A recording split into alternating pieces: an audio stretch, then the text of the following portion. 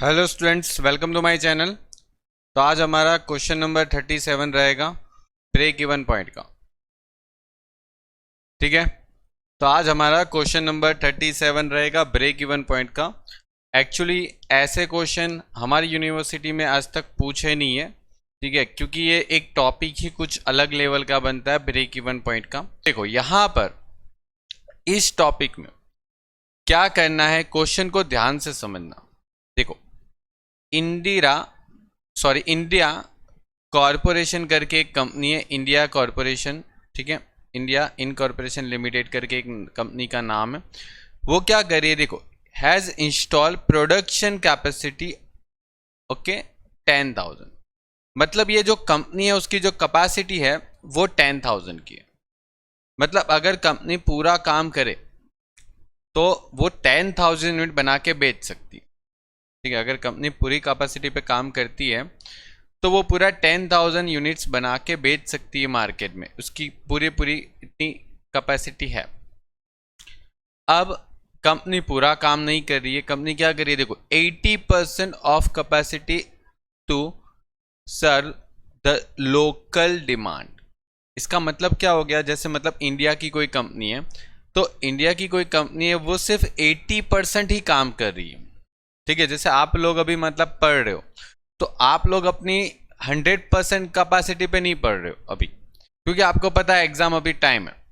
जैसे एग्जाम आएगी आपकी कैपेसिटी बढ़ जाती है, मतलब फिर तो एक एक दिन में मतलब एक एक बुक खत्म हो जाती। तो 80% कैपेसिटी पे ही काम हो रहा है अभी, और वो कैपेसिटी पे जो काम करके लोकल मार्केट जो है ना, लोकल मार्केट उसमें बेच देती है कंपनी। लोकल मार्केट मतलब इंडिया में ही बना के इंडिया में बेच देती है। यहां पर क्या लिखा है, per unit selling price 100 and per unit variable cost is 60। ठीक है, मतलब 100 रुपये पे बेचना है, 60 रुपीज पे बनाना है। मतलब 60 रुपीज पे बना के 100 रुपीज में बेच देंगे। बीच में जो 40 रुपये है, 40 रुपीज इज कंट्रीब्यूशन। वो 40 रुपीज कंपनी अर्न कर रही है, लेकिन वो 40 रुपीज अर्न कर रही है लेकिन उसमें फिक्स कॉस्ट भी तो होता है। Fix cost for the period is 1 lakh. मतलब 1 लाख का अभी फिक्स कॉस्ट हो रहा है, 1 लाख का। ठीक है, the company has overseas inquiry to supply 1,000 units at international market. Okay, international market में हम शायद बेचेंगे 1,000 यूनिट, मतलब फॉरेन में बेचेंगे, बाहर इंडिया के बाहर एक्सपोर्ट करेंगे। और प्राइस है इक्विवेलेंट टू 70। मतलब देखो कितनी नाइंसाफी हो रही है। इंडिया में 100 रुपये पे बेच रहा है, और फिर जो वो एक्स्ट्रा यूनिट बना रहा है ना 1,000, वो फॉरेन में सप्लाई कर रहा है, बाहर इंडिया के बाहर। अब यहां पर क्या बोला, take the decision on the behalf of the company with require calculation. ठीक है, क्या डिसीजन लेना है, वो क्या डिसीजन लेना है, देखो यहां पर पूछा है what will be your answer if the company has receive the inquiry from the domestic market. ये आपका सेकेंड पॉइंट है, ये क्वेश्चन में सेकेंड पॉइंट है, और ये क्वेश्चन में फर्स्ट पॉइंट है। ये क्वेश्चन में फर्स्ट पॉइंट है। ठीक है, दो क्वेश्चन में दो टॉपिक पूछे आपको। अब देखो बहुत सारे स्टूडेंट्स को यहां पर यही नहीं पता चलता सर ये क्वेश्चन में ढूंढना क्या है। ठीक है, क्वेश्चन में क्या ढूंढना है, आपको डिसीजन लेने के बोले। एक्चुअल बताऊं बात, ये चैप्टर का रियल क्वेश्चन ये है। ये जो चैप्टर आप पढ़ रहे हो अभी तक मतलब अभी तक फॉर्मूला अप्लाई करके ब्रेक इवन पॉइंट ढूंढते रहे, मतलब सेल्स ढूंढते रहे, वो सब तो मतलब एक थियोरिकल बात हो गई। प्रैक्टिकली अप्रोच देखा जाए ना, रियल टर्म में, मतलब जो बिजनेसमैन लोग वगैरह सोचते हैं, वो ये क्वेश्चन है। ये क्वेश्चन एकदम परफेक्ट प्रैक्टिकल चैप्टर का क्वेश्चन है, ये एकदम परफेक्ट। डिसीजन मेकिंग जो चैप्टर का नाम है ना उसके साथ पूरा कंपेयर करो तो एकदम फिट बैठता है ये क्वेश्चन। अब देखो करना कैसे, देखो इस क्वेश्चन के लिए करने के लिए कोई भी फॉर्मूला नहीं चाहिए। ठीक है, आपको नॉलेज चाहिए, एक बिजनेस नॉलेज चाहिए, एक बिजनेसमैन के माइंड से सोचना है आपको। देखो कैसे, आपके पास 100% कैपेसिटी कितनी है,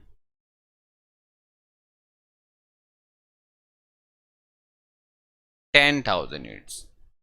ये मैं कोई सॉल्यूशन नहीं करवा रहा हूँ, मैं सिर्फ आपको समझा रहा हूँ, ये कोई सॉल्यूशन का पार्ट नहीं है। एक्चुअली इस क्वेश्चन को समझना है, सॉल्यूशन मैं बताऊंगा कौन सा है। और यहां पर क्या बता रहे हैं कि आप अभी 80% कैपेसिटी पे काम कर रहे हो, ओनली 80%। तो आप 8000 बना के कहां पर बेच रहे हो? डोमेस्टिक मार्केट में बेच रहे हो। डोमेस्टिक मार्केट चलो मतलब इंडिया की कंपनी इंडिया में है तो मतलब इंडिया में बेच दी होती, मतलब 8000 यूनिट बनाया और बेच दिया। तो मुझे जरा बताओ ये 8000 यूनिट जब कंपनी बना के बेचेगी तो क्या प्रॉफिट होगा? मतलब यहां पर प्रॉफिट ऑन 8000 यूनिट, 8000 ओके। आपको बस सीधा नॉलेज ही होना चाहिए इस चीज का कि अगर आप 8000 यूनिट बना के बेचोगे तो कितने रुपीस में बेचोगे? तो 8000 और एक यूनिट को 100 में बेचना है, मतलब सीधी बात है, देखो 8 लाख रुपए का आप बेच दोगे। वेरिएबल कॉस्ट आपको पता है 8000 पे 60 रुपीज होने वाला था, मतलब आप 8000 यूनिट बनाओगे तो पहले 60 रुपीज के हिसाब से तो खर्चा पहले ही हो गया, मतलब 4,80,000। तो 8 लाख में से 480 गया तो 3,20,000 बच गया। ओके, ये आपका कंट्रीब्यूशन आ गया। और लेस करना है फिक्स कॉस्ट।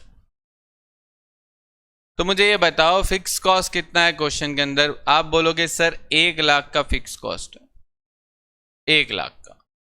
तो चलो यहां पर 1 लाख मैंने लिख दिया, ये आपको सॉल्यूशन के तौर पे करना है। तो मतलब अभी आपका प्रॉफिट कितना हो रहा है? अभी आपका प्रॉफिट कितना हो रहा है? ये हो रहा है, ये आपका प्रॉफिट हो रहा है, कोई प्रॉब्लम इसमें? बस सीधा सीधा ये कैलकुलेशन करना है आपको, काम खत्म। अब दूसरी बात, उसने क्या बोला कि हमको है ना बाहर इंटरनेशनल मार्केट से हमको ऑर्डर आया। देखो यहां पर ऐसा लिखा है कि उसको है ना एक इंटरनेशनल मार्केट से ऑर्डर आया। फर्स्ट पॉइंट यहां पर ओवरसीज मार्केट कितना परसेंट ऑर्डर आया? 1000 यूनिट बनाने का। तो क्या बना सकते हो? यस बना सकते हैं ना, हम 10,000 तक बना सकते हैं। अभी तो 8000 बना के बेच रहे, 1000 और बनाएंगे तो कौन सा मतलब कुछ होने वाला है? हमारी पूरी कैपेसिटी जो है ना वो 10,000 है, अभी 8000 पे काम कर, अभी 2000 और बना सकते हैं। लेकिन बाहर से जो इंक्वायरी आई ओवरसीज के लिए, तो ओवरसीज की जो इंक्वायरी आई जिसको हम ओवरसीज ऑर्डर बोल देते, वो हमारे पास सिर्फ 1000 का आया।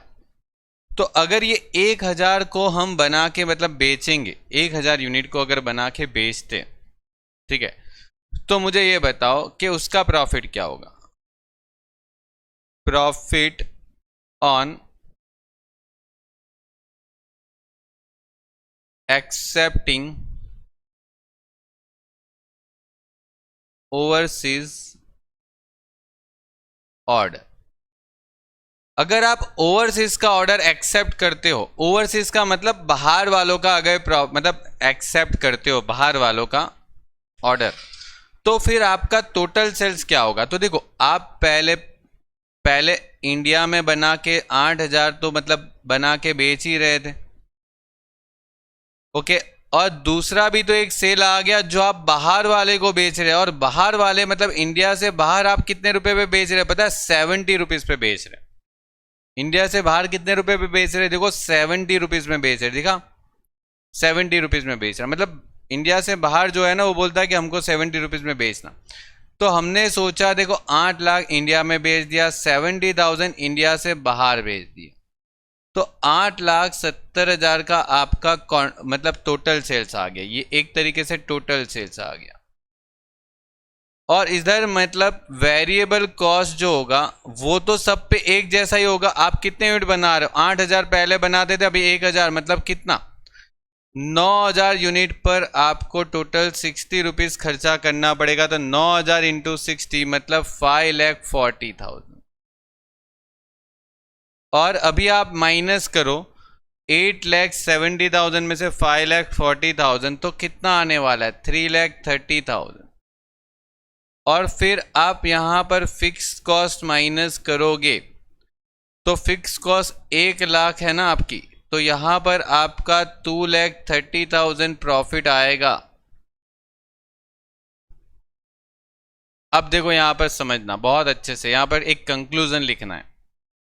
क्या लिखना है? उसने क्या बोला कि क्या आप क्या डिसीजन लोगे? Take the decision on behalf of the company. देखो मैं तो होता ना तो ये डिसीजन लेता कि ये जो कंपनी है ना वो फॉरेन का ऑर्डर एक्सेप्ट करती है ना। अब देखो फॉरेन का ऑर्डर एक्सेप्ट नहीं करती है तो उसका प्रॉफिट कितना होगा? सिर्फ 20,000। अगर फॉरेन का ऑर्डर एक्सेप्ट करती है तो उसका प्रॉफिट कितना हो जाता है? 2,30,000। तो यहां पर हम लिख देंगे the proposal may be accepted. Okay, क्या लिखेंगे? The proposal may be accepted. Okay,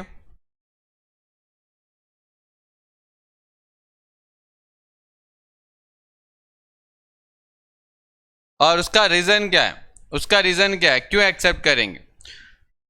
company में इंक्रीज इट्स प्रॉफिट एंड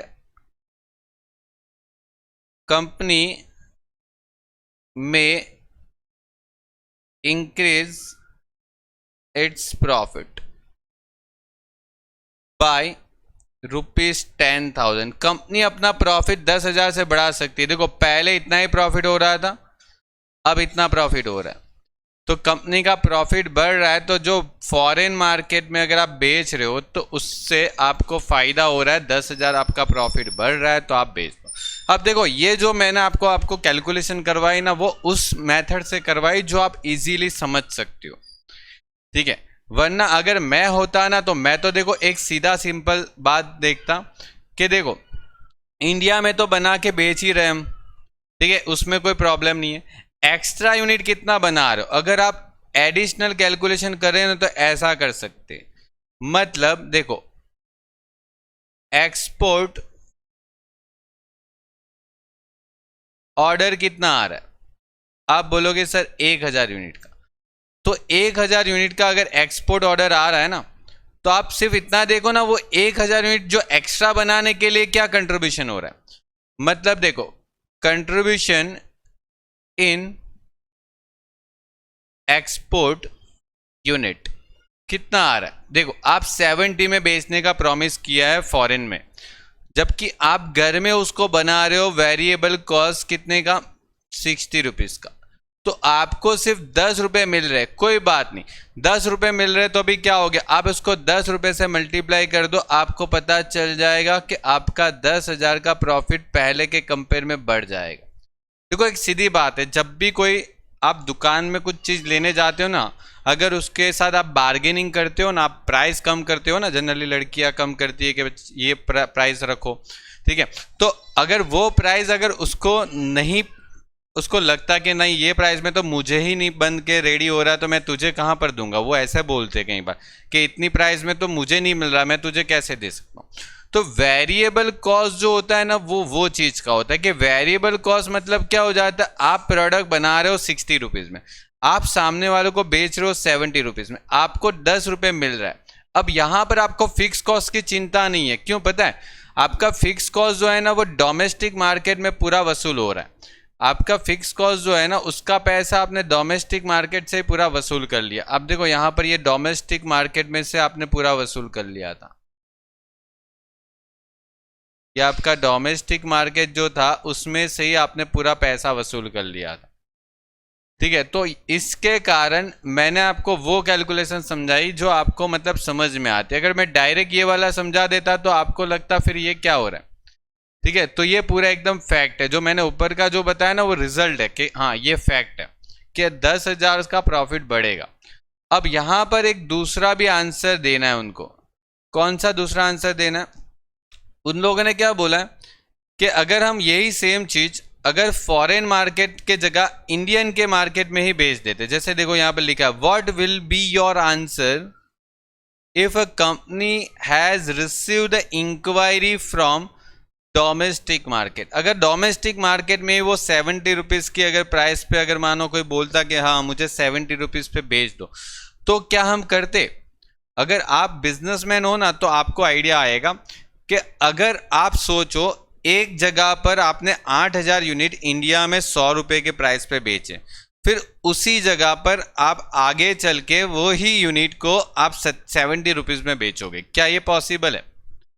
मतलब एक ही लोकल मार्केट में प्राइस डिफरेंस अगर आप रखते हो आपकी कंपनी का, तो आपकी कंपनी का ही नाम खराब होगा कि ये कंपनी जो है ना वो कस्टमर के साथ क्या करती है, बायसनेस करती है।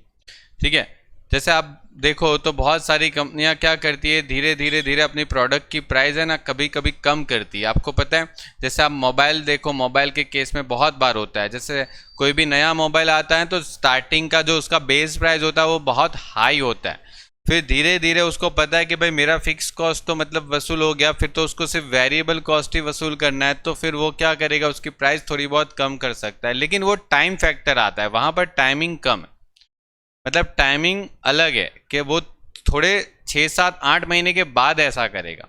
यहाँ पर हम टाइम फैक्टर को एज्यूम नहीं करेंगे, हम यहाँ पर सीधा इतना सोचेंगे कि अगर ये ऑर्डर इंडियन की मार्केट से मिलता तो क्या हम उसका एक्सेप्ट करते? तो देखो यहाँ पर ऐसा लिखना है कि if proposal is receive from domestic market it can not be accepted. Okay, if a proposal, क्या लिखना है, if a proposal is received, if proposal is received from domestic market it cannot accepted. Okay, it cannot be accepted, हम accepted नहीं करेंगे। ठीक है, क्योंकि देखो हम डोमेस्टिक मार्केट में 100 रुपये के प्राइस पे बेच पा रहे हैं, तो फिर बेचो ना, ज़्यादा कमाओगे 100 रुपये पे। ठीक है, तो ये एक चीज़ है यहाँ पर, क्योंकि हम यहाँ पर क्या होगा, हम अपने ही प्राइस के साथ हम कंपटीशन करेंगे, ऐसा हो जाएगा। तो यहाँ पर हम एक्सेप्टेड नहीं करेंगे, बिकॉज हम हमारी प्रोडक्ट के साथ 100 रुपये और 70 रुपीज़ के बीच में कंपटीशन करेंगे, तो इसके कारण हम ऐसा नहीं करेंगे।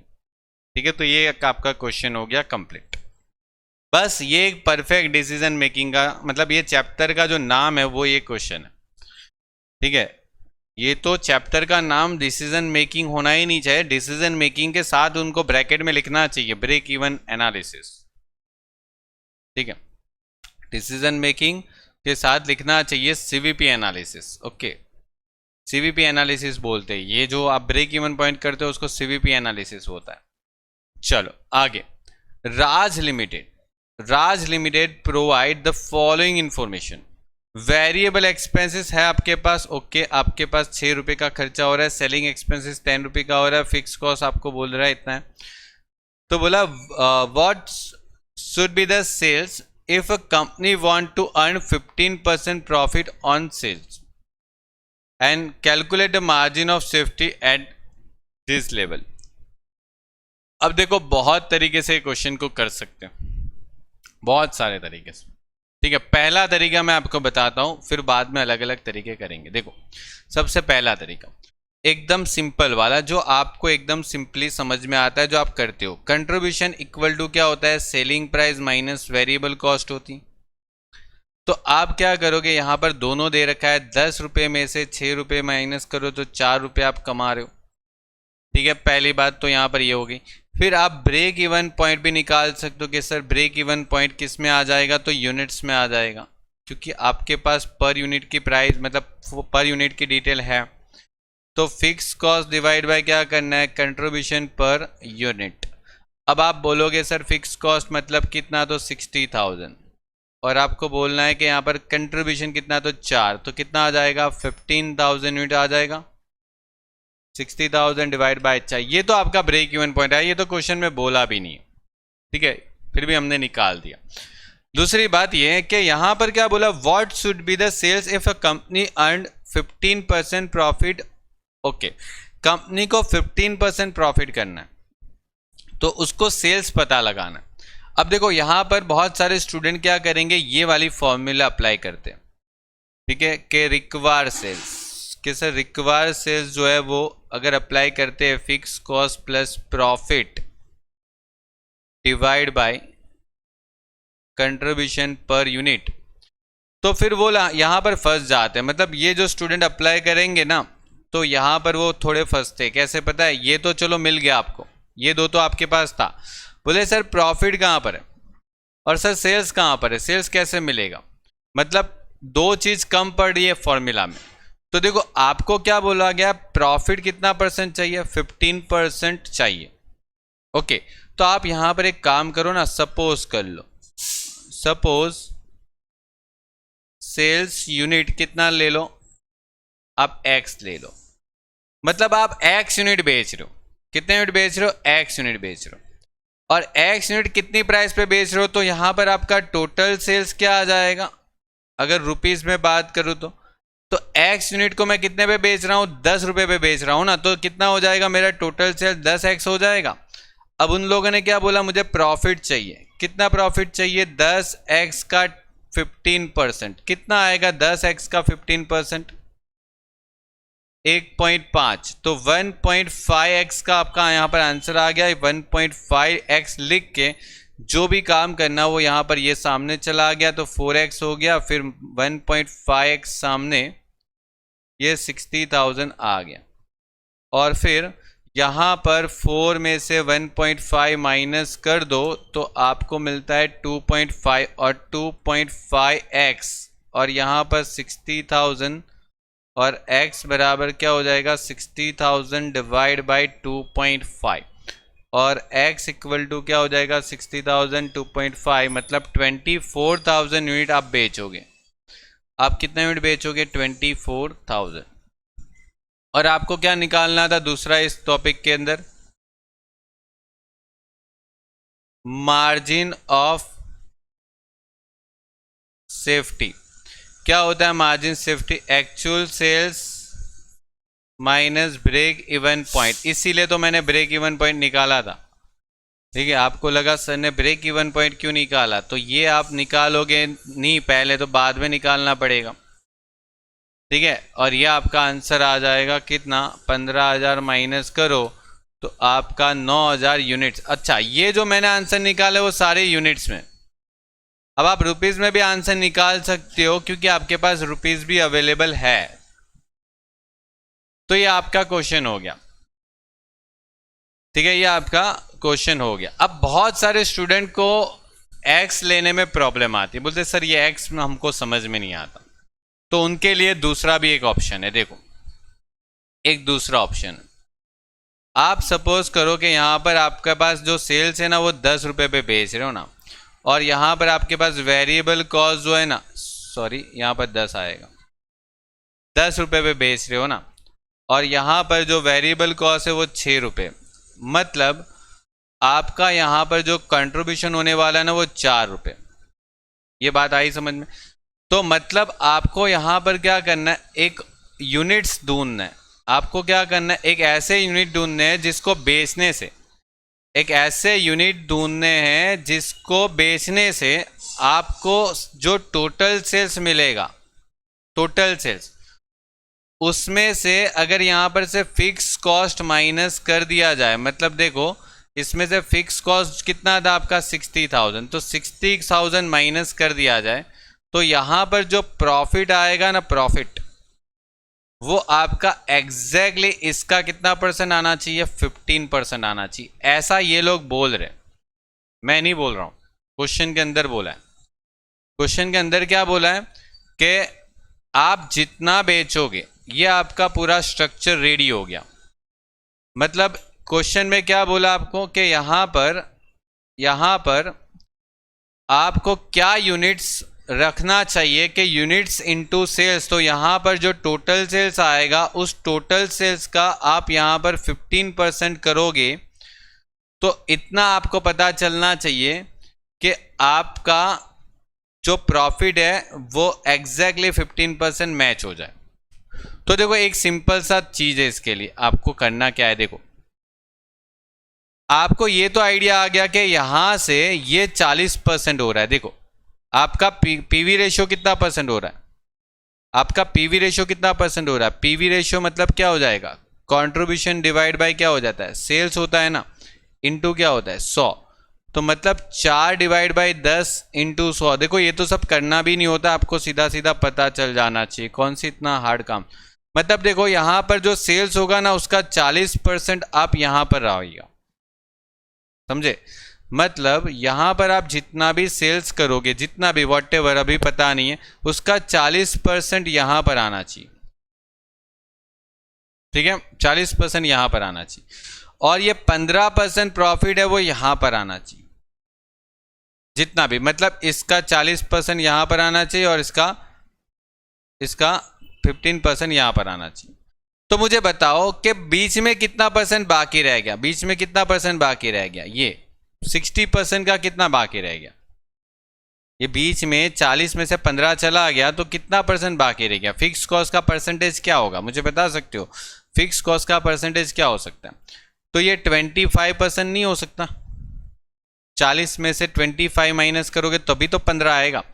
तो एक काम करो ना, ये 25% जो है वो आपका 60,000 का परसेंट, मतलब 60,000 को 25% से डिवाइड करो, 60,000 को 25% से डिवाइड करो, कितना आ रहा है आपको यहाँ पर 2,40,000 मिल जाएगा। देखो 2,40,000, ठीक है। अब आप करो, देखो पूरा सेट हो गया। देखो 2,40,000 का कितना परसेंट करना है, 40% करना है। कितना आया 2,40,000 40% मतलब 96,000, और 96,000 में से 60,000 माइनस करो तो ये कितना आने वाला है, 36,000 आने वाला। और ये जो 36,000 है वो 2,40,000 का 15% ही होगा। देख लो यहाँ पर इसका 15% भी करके देख लो, यही आएगा, ठीक है। तो ये पूरा मैंने लॉजिकल वे में बताया कि अगर आपको मतलब इस तरीके से फिर पता हो तो फिर इस तरीके से भी कर सकते। और ये हमने फॉर्मूला के बेस किया, यहां पर आपको एक्स एज्यूम करके काम करना पड़ेगा, ठीक है। तो अब यहां पर से आपको यूनिट्स भी मिल जाएगा, 2,40,000 को 10 से डिवाइड कर लो, आपको यूनिट्स मिल गया, ठीक है। एक और भी तरीका है, देखो ये नहीं कर सकते हो तो, अगर इतना नहीं कर सकते हो ना तो एक और भी तरीका है। देखो क्या करो, यहां पर 60,000 लिख दो और यहां पर 10 का कितना परसेंट प्रॉफिट चाहिए, 15% ना, 10 का कितना परसेंट चाहिए, 15% चाहिए ना। तो 10 का 15% क्या होता है 1.5, मतलब आपको 1.5 रुपए का प्रॉफिट चाहिए, 1.5। तो 4 में से 1.5 कब बनेगा, मतलब 4 में से 1.5 कब बनेगा, जब बीच में से 2.5 माइनस किया होगा। तो 2.5 मतलब 60,000 को 2.5 से डिवाइड कर लो ना, देखो 24,000 यूनिट आ रहा है कि नहीं आ रहा है। तो यहां पर यूनिट जो आपको पूछा है वो 24,000 आ जाएगा। और यहां पर भी वही तो काम हुआ है, देखो ना यहां पर, देखो ये वही तो काम हुआ है, बट वो फॉर्मूला के वे से काम हुआ और हम यहां पर डायरेक्ट कर रहे हैं बस टेबल बना के, हो गया। तो देखो ये बात तभी समझ में आएगी जब आपकी प्रैक्टिस हो, ये जो मैंने बताया ना वो तभी समझ में आएगा जब आपने इस हिसाब से बहुत सारे क्वेश्चन की प्रैक्टिस की हो। अचानक से यहाँ पर मतलब ऐसा कोई चमत्कार नहीं होने वाला कि सीधा डायरेक्ट अगर आप ये देख रहे हो तो आ जाएगा, इसके लिए प्रैक्टिस होगी तो ही आएगा। अलग अलग तरीके से, जो मैंने आपको आगे भी बोला है, आपने एक ही क्वेश्चन को अलग अलग तरीके से समझा हो ना तभी जाके आप समझ सकते हो, मतलब डायरेक्टली नहीं आएगा, ठीक है। अभी बहुत सारे लोग मतलब मुझे बोल भी रहे कि सर ब्रेक इवन पॉइंट करवाओ, ब्रेक इवन पॉइंट करवाओ, तो ये इसका कारण यही है, ठीक है। लोग फॉर्मूला याद करके भी ये चैप्टर नहीं कर पा रहे, आप समझ सकते हो फिर इस चैप्टर का क्या है। देखो the profit volume ratio of the company is 30%, मतलब देखो आपको एक पीवी रेशियो दे रखा है, प्रॉफिट वॉल्यूम रेशियो मतलब पीवी रेशियो हो गया, प्रॉफिट वॉल्यूम रेशियो ऐसे 30%। यहां पर कंपनी ने क्या बोला कि company want to increase selling price by 50%। अच्छा, तो सेलिंग प्राइस इंक्रीज करना है and variable cost increase by 20%, okay. And fix cost जो है वो क्या बोला, go down from 360 to 330। Fix cost जो है ना वो 360 से लेके 330 तक कम करना, ठीक है, फिक्स कॉस्ट जो है वो इतना कम करना है। तो यहां पर बोला गया है what will be change in break even point. Break even point में क्या चेंज होगा, तो देखो पहले क्या करना है, आपको ओल्ड ब्रेक इवन पॉइंट निकालना है। जैसे अभी फिक्स कॉस्ट कितना है 360 है, बोला न्यू फिक्स कॉस्ट कितना आ जाएगा, न्यू फिक्स कॉस्ट कितना आ गया 330। तो एक काम करेंगे ना, पहले हम यहां पर ब्रेक इवन पॉइंट निकाल लेते हैं, और वो भी ओल्ड वाला, और ये रुपीज में आएगा ब्रेक इवन पॉइंट। क्यों पता है, आपके पास पीवी रेशियो है, fix cost divide by PV क्या आना चाहिए 3,60,000 डिवाइड बाय 30%। चलो कर लो, 360 डिवाइड बाय 30% कितना आ रहा है 12 लाख।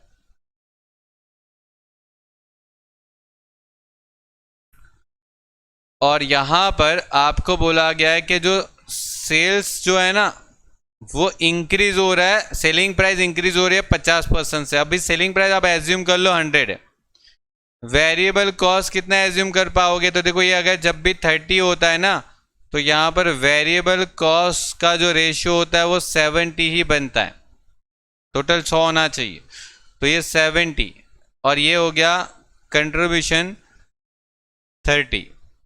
अब उसने क्या बोला, ये जो सेलिंग प्राइस है वो कितने परसेंट से इंक्रीज कर रहा है 50% से, तो 150 हो जाएगा। और वेरिएबल कॉस्ट कितने परसेंट से इंक्रीज कर रहा है 20% से, तो 70 का 20% करोगे तो 84 हो रहा है, मतलब 150 में से 84 लेस कर दोगे ना तो ये आ जाएगा 66 रुपीज। और यहां पर क्या करना पड़ेगा पता है, ब्रेक इवन पॉइंट निकालने से पहले आपको पहले नया वाला पीवी रेशियो निकालना पड़ेगा। तो contribution divide by sales price into 100 करना पड़ेगा, तो मतलब देखो 66 डिवाइड बाय 150 इंटू 100 मतलब 44 हो रहा है। और अगर आप ब्रेक इवन पॉइंट निकालते हो रुपीज में, तो fix cost divide by PV कर लो, मतलब 3,30,000 फिक्स कॉस्ट हो गया, तो पीवी रेशियो 44%, 330 और 44%, तो आपका मतलब यहां पर आंसर आ रहा है 7,50,000 रुपीज। तो उसने क्वेश्चन में पूछा क्या है, क्वेश्चन में पूछा क्या है कि ब्रेक इवन पॉइंट पे क्या इफेक्ट हो रही है, तो यहां पर लिख देंगे break even point reduced from ₹12 lakhs to ₹7,50,000। बस ये आपका डिसीजन हो गया कि ब्रेक इवन पॉइंट आपका कम हो रहा है, इधर से इधर इतना कम हो गया। ठीक है, 2014 में साउथ गुजरात यूनिवर्सिटी में ही पूछा हुआ क्वेश्चन है ये। ओके चलिए, तो ये आपका यहाँ पर टॉपिक कंप्लीट हुआ ये क्वेश्चन का।